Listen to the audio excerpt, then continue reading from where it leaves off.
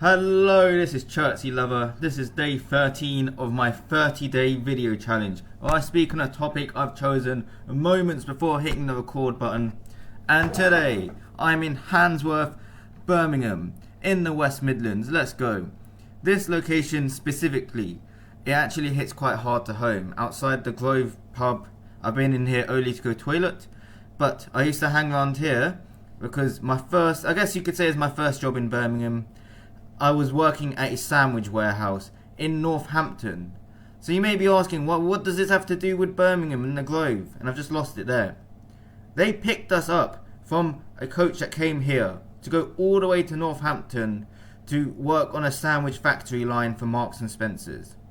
And they also brought people from Luton, which I think they're kind of in the middle. I don't really understand how this works.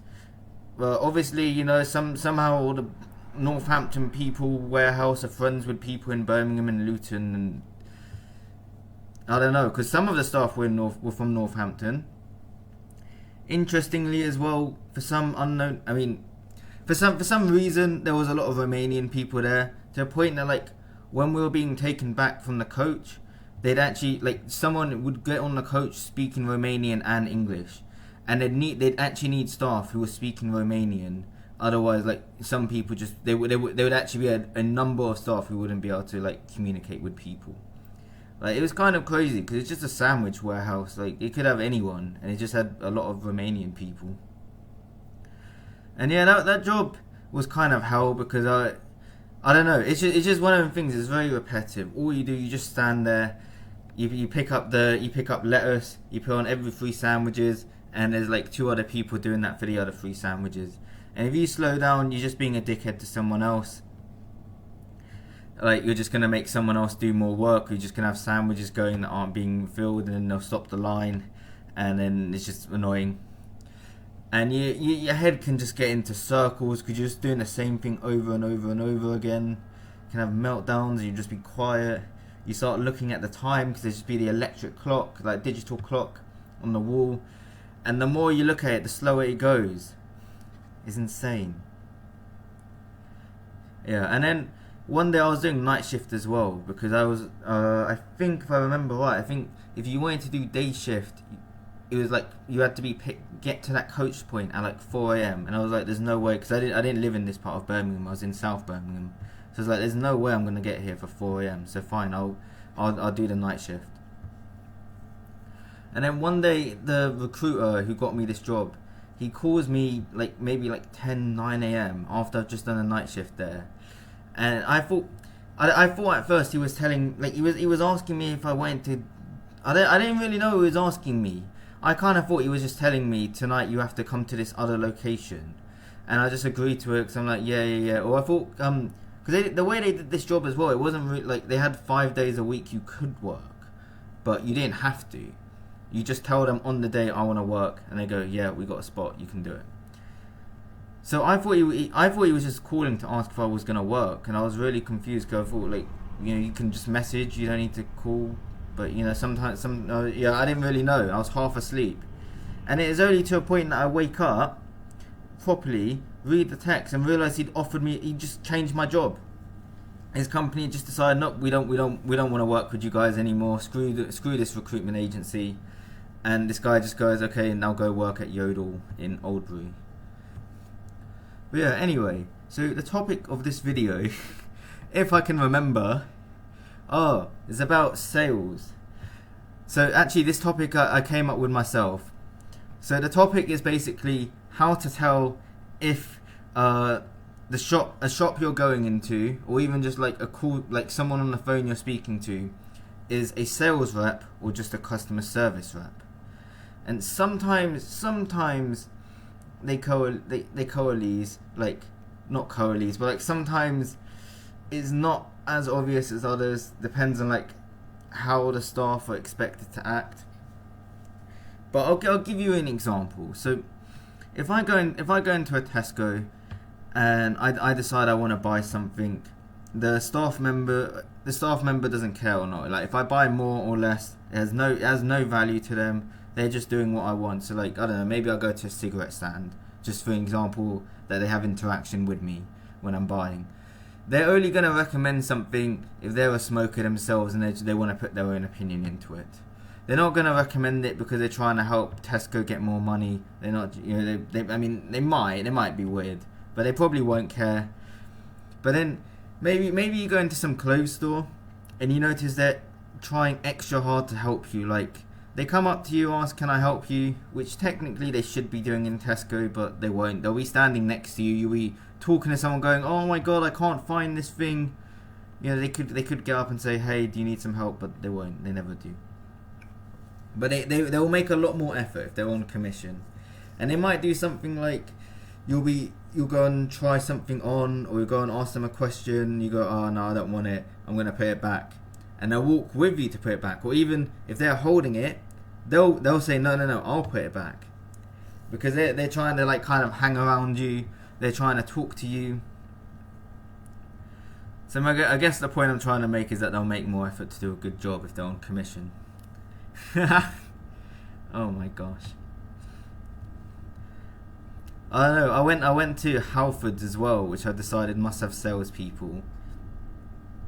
Because I was trying to ask the guy about bike locks, and he told me I think he was trying to push me on to getting the more expensive bike locks. And he tells me, depends on how much you love your bike, which he must have thought was an amazing move. To which I responded, I don't think I love it that much, because it was some second-hand bike. But from that, I was like, yeah, he's definitely a salesperson. He's definitely getting commission.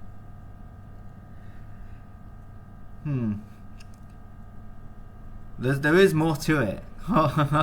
I hate when I do this. I think I have so much to say, but I don't. Like, I do feel like I have a good eye for this. It's annoying that I can't express it. I don't know, let's think about call centers as well. I mean, you get some very obvious ones, like when I think I called Free, the mobile network, because they used to have that really good deal, the 1, 2, 3 pay as you go. And so I was calling them, I was like, where's this thing going? And the guy was trying to insist that I apparently it's changed, there's now 10p for each thing, they don't do it. And he was trying to push me to get a contract. He was asking what my contract is, and then trying to push that I do like a contract that's double the price, or I think it was like £1 more. But like it was a better deal. It was like I think I was getting like £5 for unlimited minutes and text and 2 gigabytes of data a month, and this was gonna make me go to like 5 or 10 gigabytes a month for like £6 a month. So it was a better deal. Except for the thing that I was wanting pay as you go, because I was trying to use less data. I didn't really need the minutes or text that much, and I was just trying to be on my phone less. And he was really pushing it, and I guess I was letting him get. Oh, they do the thing as well. Can I ask a question? What's the one thing that's stopping you right now? And my thing was, I don't like to make a decision without thinking about it first. So they were quite pushy. And then I got him bad. I convinced him to call. I was like, okay, just call me later.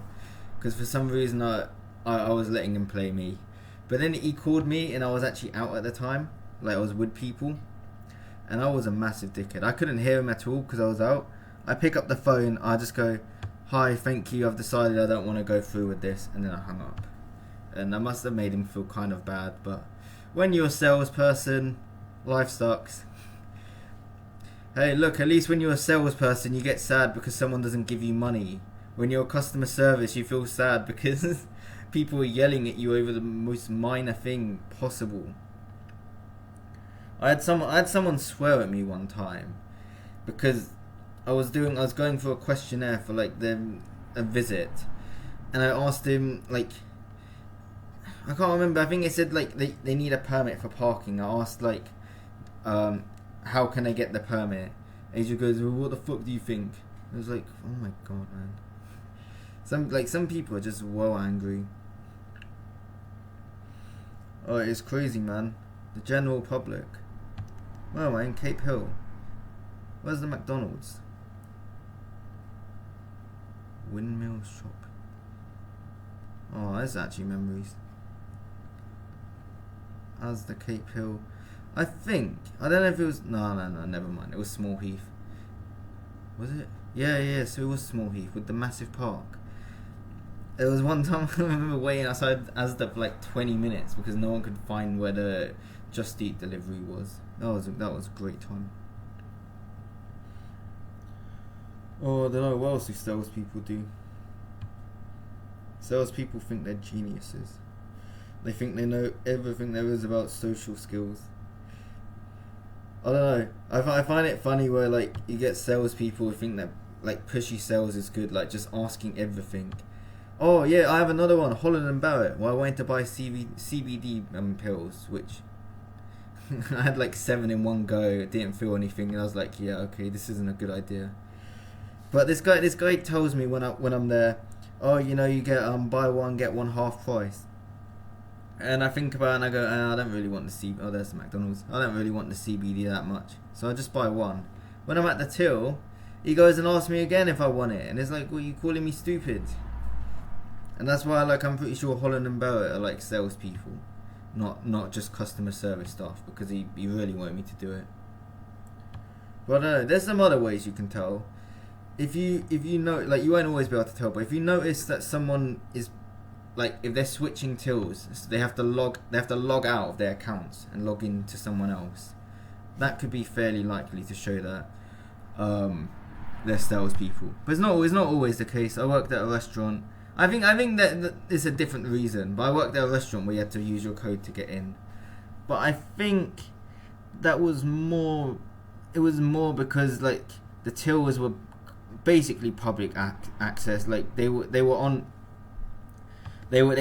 customer sided, so we wouldn't have to go into the bar to put the orders through. So I guess it's kind of like, you know, safety. No one can get in. But it is a thing. Like there is this thing where people they have to put in their till ID so they can say who made the sale. And yeah, I bet if I ever get to work in like shop sales, I'll get to watch all the drama and that stuff. Where people like to steal sales. You'll write up the quote, do all the work, do all the convincing, you know, get the actual, like, do all the effort, find all the products the person has come in asking, I want this, this and this. You go, okay, we have this, it does this, da da da da. They go, okay, let me think about it. Come back the next day, yes, I'm gonna pay for it. Someone else will be in the store, all they'll do is like put the card reader there and go, here you go. And then they go, okay, that's my sale. You tell me what's facts. And then you get on the other side where someone will come into the store, show a vague interest, say I'm gonna come back later.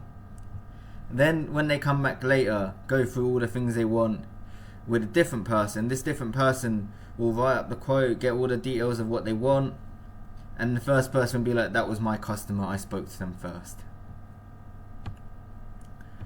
But yeah, anyway, I hope I've been speaking better in this video. I listened back to my last few videos, I made a few notes. I haven't really been thinking about whilst doing this, but I have a feeling I've been doing better. I have something I want to add as well. I've been thinking, English language, maybe it does have some use in my life. If I were to, I'm not going to do this for this 30-day challenge, but maybe in the future. If I were to start writing scripts, like PEA paragraphs, intro, 3 PEA paragraphs, point, evidence, explanation, or analyse, whatever, doesn't matter. I mean, that'll be good, then conclusion at the end. They have to be big paragraphs as well, just to start out. And maybe that's not so bad. Point, explain, expand as well. Because sometimes you don't have evidence, if I'm just going to be, alright, just be talking about my opinion. Oh man, this makes me miss Birmingham. I'm probably not going to come back to Birmingham for a long time. I lived in Birmingham for a year. I hated it the whole time, and then as soon as I left, I was like, man, this place is good. But, you know, places are places. I'm sure if I came back, I think I'd appreciate more. Like, came back and actually lived. I think I'd appreciate more, but it'd just be the same. Like, most of the problems I have with places, like, I'll just find anywhere. And it's just easy. It's easy to, like, just blame your surroundings for whatnot and whatnot. Like, for your problems. Anyway, I do kind of miss being in busy places where, like, there's so much here. There's parks everywhere as well. Like, even here, like, there's actually not really too much in the city centre. It's not like London. But there's still parks. Where I live now, like, the parks are tiny. I thought the parks in Selly Oak were tiny, but these in comparison. In Egham we've got the forest. I don't know, I don't really want to be going in the forest when it's muddy, so tit for tat, whatever. Anyway, let's stop rambling. Goodbye, have a great rest of your day, and yes,